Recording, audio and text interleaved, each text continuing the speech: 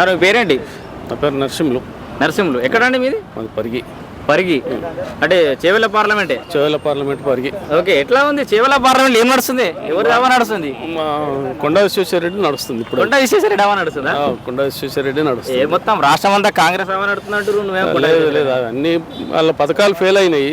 ఇప్పుడు ఎవరు వేసే పరిస్థితి లేరు. అదేదో కేసీఆర్ మీద విరక్తితోనే వేసింది తప్ప ఇప్పుడు వేయరు. అంతేనా? వేయరు. ఇప్పుడు బీజేపీకే వేస్తారు. ఇప్పుడే ఫెయిల్ అయ్యాను పడుతుంది 6 నెలలు కూడా కాకముందుకి. ఏది 9వ తారీఖు ఏదో 2 లక్షల మాఫీ చేస్తా అన్నారు, రుణమాఫీ. అది ఫెయిల్, అన్ని ఫెయిల్. ఒకటి ఏంటంటే బస్సులు ఒకటి ఇచ్చిండు, ఆ బస్సుల్లో కూడా ఆడవాళ్ళు కొట్టుకొని వస్తున్నాం. అది కూడా ఫెయిల్ అయ్యాడు. అది కూడా ఫెయిల్. మొత్తంగా కాంగ్రెస్ ఫెయిల్ అయిందట. కాంగ్రెస్ టోటల్ గా ఫెయిల్ అయిపోయింది. కానీ ఆల్రెడీ ఇదివరకు పాస్ అయిన వ్యక్తి పోయి అలా జాయిన్ అయ్యాడు, ఆ క్లాస్ లో జాయిన్ అయ్యాడు. ఇప్పుడు ఏంటంటే రంజిత్ రెడ్డి ఎంపీగానే ఉండే. ఆయన బిజినెస్ మ్యాన్, ఆయన లోకల్ కాదు, ఇక్కడ కాదు. ఆయన ఎక్కడో వరంగల్కి వెళ్ళి వచ్చి ఇక్కడ చేస్తే అప్పుడు ఏదో కేసీఆర్ తెలంగాణ మీద అభిమానంతో వచ్చాడు తప్ప ఇప్పుడు రాడు. కేసీఆర్ గాలిలో గెలిచినట్టు. మరి ఇప్పుడు రేవంత్ రెడ్డి గాలిలో గెలవనట్టు. గెలవాడు అంతేనా? రేవంత్ రెడ్డి ఫెయిల్ అయ్యిండు, ఈనాడే గెలవాడు. సరే, కొండా విశ్వేశ్వరరెడ్డికి ఓటేయాలంటే ఎందుకు ఓటేయాలంటే ఏం చెప్తావు? అంటే మనం మోడీని చూసి ఓటేయాల్సిందే. రామ మందిరం కట్టిండు, 500 సంవత్సరాల నుంచి కాంది మోడీ చేసిండు. నేనేమంటా అంటే రామ మందిరం కడితే సరిపోతుందా? ఎవరు చూసినా మైక్ పెట్టంగా రామ మందిరం అంటారు. రామ మందిరం ఒకటి చాలా. ఇప్పుడు కేటీఆర్ కూడా అన్నాడు రామ మందిరం రావణం కడుపు నింపుతుందా అని. నింపకపోయినా మన హిందూ దేశం కాబట్టి ఉండాల్సిందే.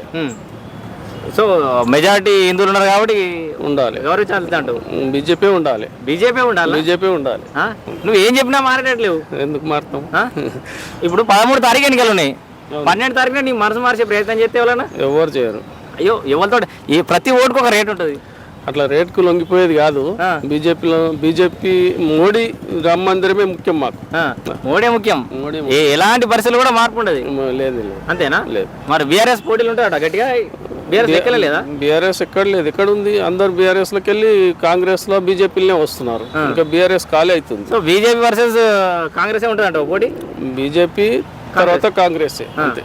సో రంజిత్ రెడ్డి అది కానీ ఇంకా విశ్వేశ్వరరెడ్డి గెలిచే అవకాశం ఉందంటూ ఉంటుంది. మొత్తం ఓవరాల్ గా తెలంగాణలో బీజేపీ ఎన్ని గెలుస్తాడు? 10-12 గెలుస్తుంది. 10-12 గెలుస్తుందా? గెలుస్తుంది. కాంగ్రెసే 10-14 టార్గెట్ పెట్టుకుని వాళ్ళు అనకము కానీ చేసుకునే ఉండదు. కేసీఆర్ మళ్ళీ మనిషికి 10 మంచుకునే ఇక్కడ ఉన్నాయి 17.